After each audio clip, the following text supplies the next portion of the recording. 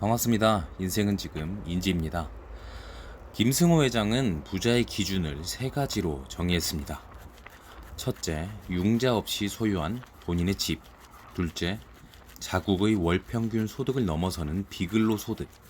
셋째, 돈을 벌지 않아도 되는 욕망 억제 능력의 소유자. 결국 부는 상대적 비교라고 하죠.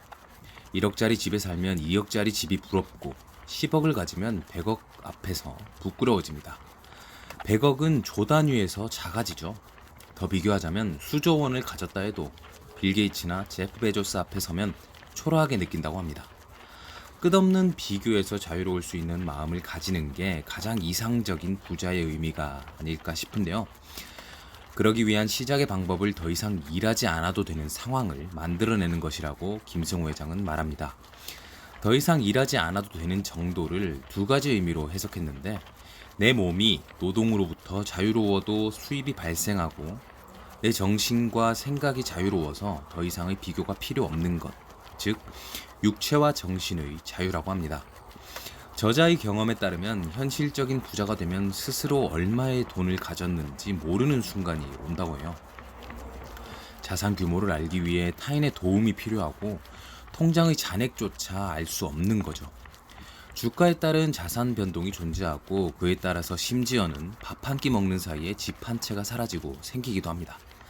아예 비교가 불가능한 상황이 오는 것이죠. 자신이 얼마를 가졌는지 아는 사람은 산술적인 부자가 아니라고 생각한다.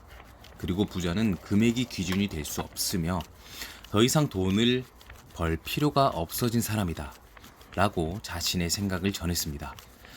자신의 자산이 얼마인지 알 수 없는 상황이라는 표현 자체가 너무나 새롭게 다가왔습니다. 처음 들어보는 표현이기도 하고 상상조차 하기 힘든 문장이라 신성한 충격으로 느껴졌어요. 그러면서 한편으로는 많은 공감이 되기도 했습니다. 실제로 나의 자산을 추정하기 어려울 정도의 상황을 만들어낸다면 비교 자체가 무의미해지는 것일 테고, 그에 따라서 온전히 나의 삶의 자유가 부여되는 것이 아닐까 하는 생각이 들었거든요. 물론 그만큼 커다란 부를 이루는 것만이 인생의 정답은 아닐 겁니다. 하지만 비교하는 삶으로부터 벗어나는 방법 중에 하나로서 생각의 그릇을 느낄 수 있었고, 한편으로는 저의 그릇을 키워야겠다는 생각을 하게 되기도 합니다. 이 글을 쓰면서도 어떻게 비교 불가한 자산을 가질 수 있는가에 대한 고민이 드는 걸 보면 많이 성장해야겠다는 걸 느끼게 되네요. 오늘도 좋은 시간 내주셔서 감사하고요. 지금까지 잘해오셨고 잘하고 계시고 앞으로도 좋은 일만 가득하시길 기원하겠습니다. 그럼 전 마저 달리러 가겠습니다. 감사합니다.